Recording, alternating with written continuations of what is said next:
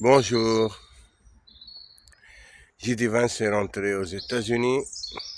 Les négociations s'arrêtent ou définitivement ou peut-être il y aura une continuité puisque les délais étaient 15 jours pour les négociations, mais apparemment aucune avancée possible.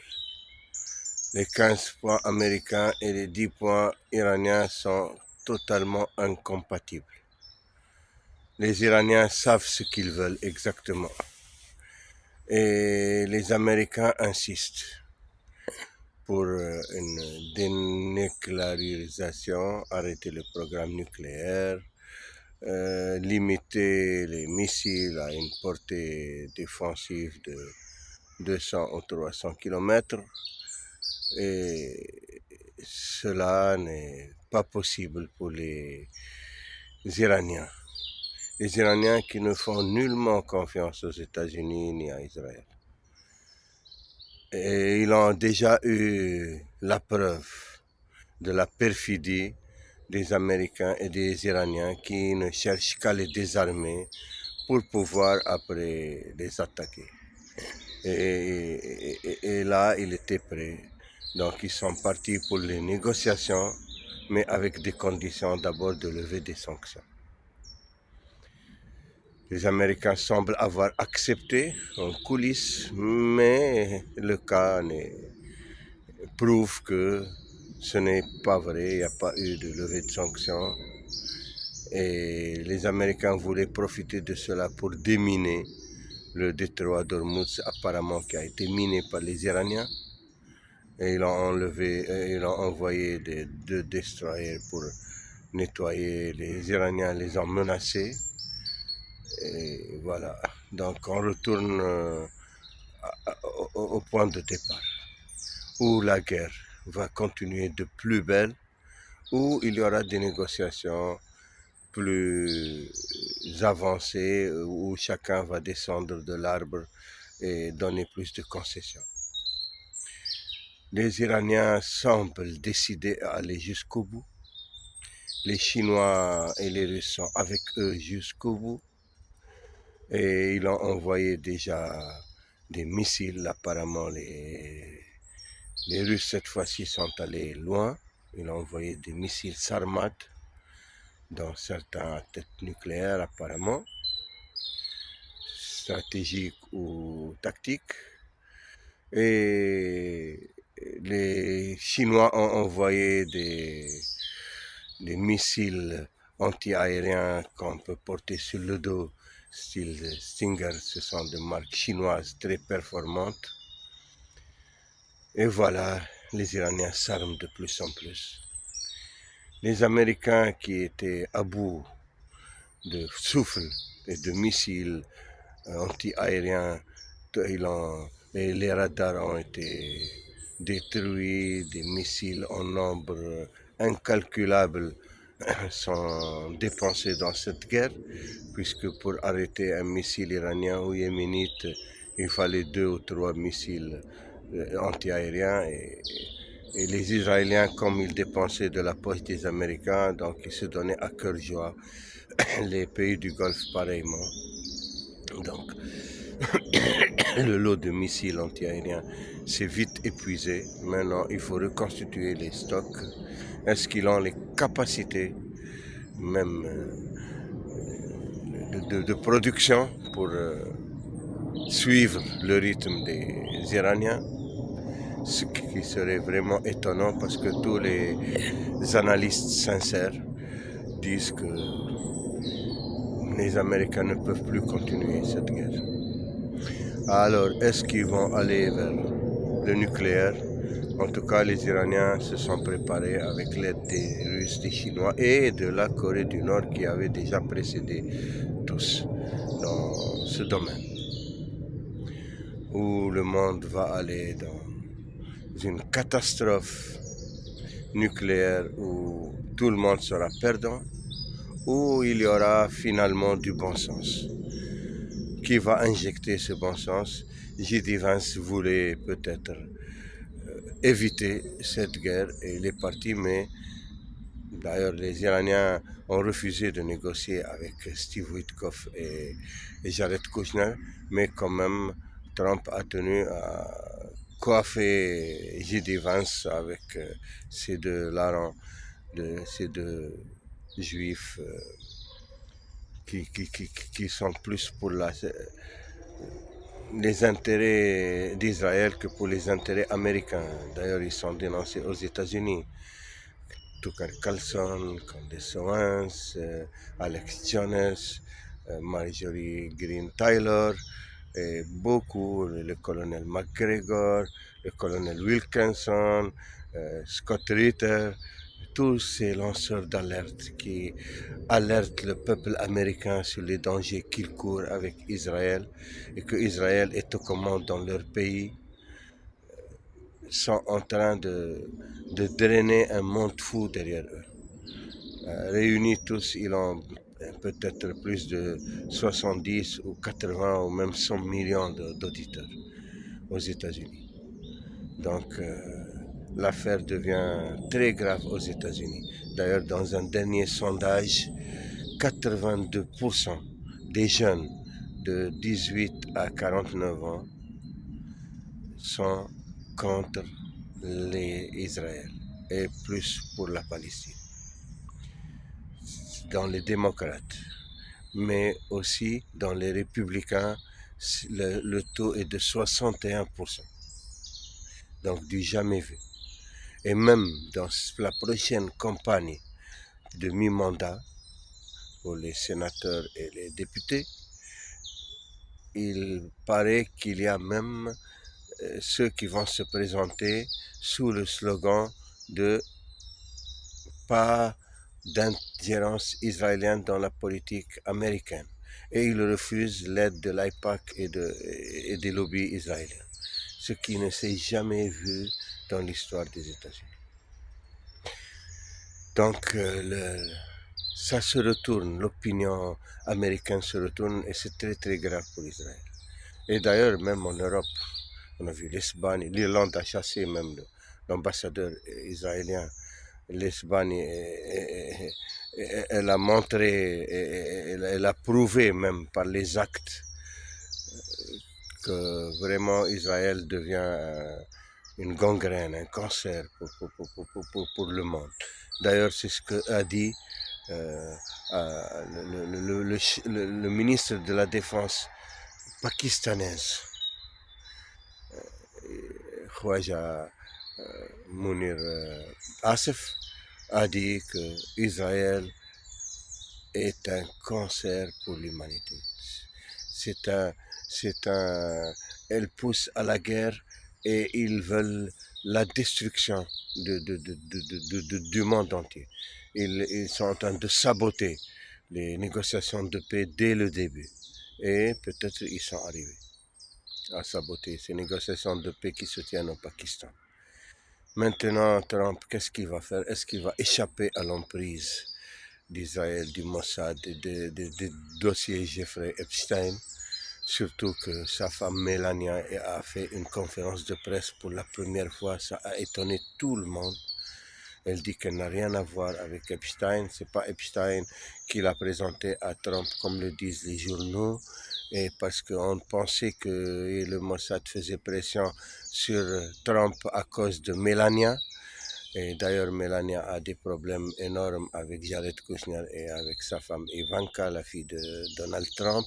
Peut-être qu'à l'intérieur, dans leur cuisine familiale, elle était accusée d'être le talon d'Achille de Trump. Elle a voulu dégager cela en tous, que ce n'est en rien concerné par cela, que c'est Trump. S'il a des casseroles, c'est lui qui doit répondre, c'est pas elle. Donc voilà, maintenant, aux États-Unis, personne ne sait plus qu'est-ce qui se passe dans la cuisine de la Maison-Blanche et dans la tête de Donald Trump. Est-ce que vraiment il est pris sous le chantage du Mossad et de Netanyahou et il sera obligé d'aller en avant pour fuir ses propres casseroles et ses propres procès qui l'attendent? Netanyahou, lui, c'est clair. c'est une fuite en avant, il fuit, il a déjà aujourd'hui, dimanche, il a à se présenter à son procès, mais il va trouver toujours les moyens de se faufiler, comme il a toujours fait, et il va encore accentuer la guerre du Liban pour pouvoir encore avoir du répit. Pour cela, lui, la guerre ne va pas s'arrêter. Si c'est pas l'Iran, c'est la Syrie. Si c'est maintenant, il entre même avec la Turquie. Et la Turquie, la grande surprise, Erdogan, qui toujours surprend tout le monde.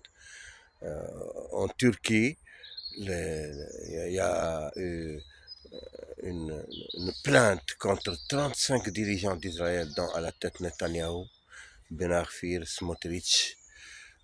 Voilà, on ouvre contre eux un procès de crimes contre l'humanité, depuis l'affaire de Marmara jusqu'à l'affaire de Gaza.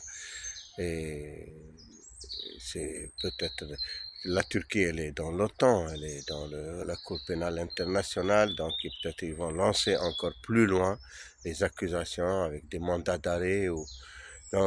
Et là, en Israël, on commence à insulter Erdogan, Benafir, Smotrich. Et voilà, ça chauffe avec la Turquie. Donc, il faut qu'il trouve toujours un champ de bataille. Netanyahou, si c'est pas la Syrie, ce sera la Turquie. Si c'est pas le Liban, ce sera l'Iran. Si c'est pas l'Iran, ce sera l'Irak. Si c'est pas l'Irak, ce sera le Yémen. Donc, de guerre en guerre, on n'est pas sorti de l'auberge. Est-ce que les États-Unis vont toujours continuer à suivre Netanyahou et sa clique dans leur guerre? Tucker Carlson ne cesse de les dénoncer. Et comme on a dit, il a du monde. Il y a du monde derrière lui. Et puis les choses avancent et les élections de mi-mandat aux États-Unis vont être déterminants parce que tous les sondages donnent le Parti démocrate gagnant, que ce soit de la Chambre des députés, que ce soit de la Chambre haute des sénateurs. Donc le Congrès, s'il passe dans les mains des démocrates, et Trump va rendre compte. Ce sera, comme ils disent, un canard boiteux. Il ne pourra plus rien faire. Et là, ça va être une autre histoire. Même en Israël, il y aura bientôt des élections en novembre. Et on va voir aussi qu'est-ce qui va se passer. Le Likoud est en train de perdre beaucoup de points. Et même l'alliance autour de Netanyahou et du Likoud est donnée perdante. Ils peuvent avoir au maximum 49 sièges, pendant que l'opposition peut avoir 61 sièges dans la Knesset. Aussi, peut-être ce sera la fin de Netanyahou politiquement. Et puis après, juridiquement, et c'est la prison qui l'attend. Donc c'est pour ça que Netanyahou n'a pas le choix, il va continuer à fomenter des guerres, à comploter, à attaquer et entraîner les États-Unis à sa suite. Est-ce que Trump va se soustraire de ce carcan? Et est-ce qu'il a les moyens de se soustraire? C'est ce qu'on va voir dans les prochains jours. Et ce qui est certain, c'est que l'Iran s'est très très bien préparé. Même le Hezbollah, il a prouvé que même pendant cette période où l'Iran n'est pas intervenu, le Hezbollah a- a pulvérisé toutes les normes. Et les Israéliens ont payé le prix fort, que ce soit à Benti Jbaïl, que ce soit dans les colonies du nord d'Israël qui ont été évacuées. Donc les Hezbollah ne lâchent rien, rien. Et ils ne peuvent même pas avancer quelques kilomètres. Ils essaient d'encercler partout, ils essaient maintenant, ils font pression sur le gouvernement libanais. Et maintenant, il y a des négociations directes avec le gouvernement libanais. Qu'est-ce qu'ils veulent, les Israéliens? Pousser le gouvernement libanais à désarmer le Hezbollah, ce que eux ils ne peuvent pas. Même leurs commentateurs et leurs stratèges militaires disent qu'il faut des années et des années de guerre pour pouvoir désarmer le Hezbollah, s'il arrive. Donc ils veulent pousser le gouvernement libanais contre le Hezbollah. Mais apparemment, même les militaires libanais n'oseront jamais le faire. Donc, est-ce que le gouvernement libanais risque de sauter lui-même s'il entre dans cette... parce que Joseph Aoun et surtout le Premier ministre, là, ils sont maintenant accusés de traîtrise et de trahir les intérêts de leur pays. Bien qu'ils sont soutenus par les phalangistes Samir Jaja et par des groupes aussi politiques de sunnites qui sont sous la pression de l'Arabie Saoudite et des Émirats. Mais l'Arabie Saoudite maintenant commence à prendre un peu de distance avec cette politique. Ils ont compris que leur intérêt n'est pas avec l'Amérique et Israël, mais plutôt d'avoir un arrangement avec l'Iran et le Yémen. Mais est-ce qu'ils vont aller jusque-là? On ne sait pas encore. En tout cas, rien n'est clair pour le moment. Ce qui est clair, c'est que c'est Israël et les Émirats arabes unis qui sont pour la guerre avec Bahreïn. Eux, ils sont totalement inféodés les uns aux autres. Donc, voilà, il y a une pression sur les États-Unis de la part d'Israël, des Émirats et du Bahreïn. Le Bahreïn ne pèse rien, les Émirats un tout petit peu et Israël beaucoup dans la balance. Mais l'Arabie Saoudite semble un peu se tenir à l'écart, avec le Qatar aussi qui semble plus pour les négociations. Oman aussi depuis longtemps. Oman il est neutre, il a prouvé son honnêteté. Et même le Koweït, je pense qu'il préfère la paix que la guerre. En Ukraine, bah, les Russes attendent que la terre sèche. Et apparemment, ils vont avancer sur Odessa, le joyau, le fleuron de l'économie ukrainienne. Et s'ils prennent Odessa, c'en est fini de l'Ukraine. L'Ukraine qui continue encore des coups d'éclat par-ci, par-là, en frappant des raffineries, en frappant des endroits stratégiques économiquement, avec l'aide de l'OTAN. Mais aussi, ils sont entrés dans le Golfe en proposant leurs services pour les drones. Et même avec Israël, ils ont osé faire ce qui était incroyable à prévoir. Ils ont frappé dans la mer Caspienne un port où les Russes travaillaient avec les Iraniens. Donc, mais un deuxième port par où livrent les Russes maintenant. Et ils sont déterminés à aider jusqu'au bout les Iraniens en leur fournissant, comme on a dit, les missiles Sarmad à tête nucléaire. Parce que maintenant, ils ne cachent plus leur hostilité, leur animosité et leur haine contre Israël. Poutine maintenant n'avance plus masqué. C'est clair pour lui, Israël, elle doit être ou baisser les bras et arrêter ou disparaître. Donc il va appuyer à fond l'Iran. Et ça, ce qui fait vraiment peur aux Israéliens. Et les Américains même dénoncent cela.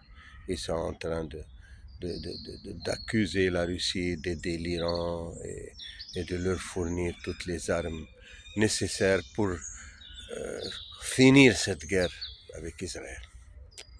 Et les États-Unis doivent retourner chez eux parce que l'Iran, dans sa stratégie, est de vider toutes les bases américaines du Golfe. Aucune base ne doit rester là-bas. D'ailleurs, quand ils ont attaqué le Bahreïn, la 5e flotte, d'après les informations sorties, les soldats sont enfuis en culottes, shorts, de pyjama. Ils ont été évacués vers Norfolk en Angleterre, où on les a habillés et même l'histoire là qu'ils racontent du sauvetage du pilote américain semble un mensonge évident parce que avions de transport de troupes qui sont venus. Où sont partis ces troupes? Apparemment, ils sont prisonniers des Américains. C'est ça les négociations véritables sur cela. C'est ça le point fort que tiennent les Iraniens. D'après des informations, toujours ça reste à vérifier.